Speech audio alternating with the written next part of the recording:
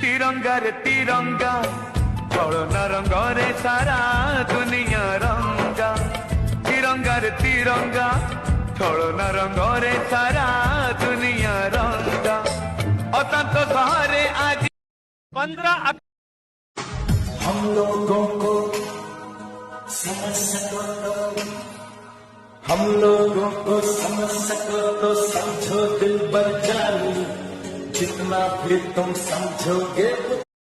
15 अगस्त 1947 को भारत आजाद नहीं हुआ है, ये सबसे बड़ा पाप और झूठ है। दुनिया का कोई डॉक्यूमेंट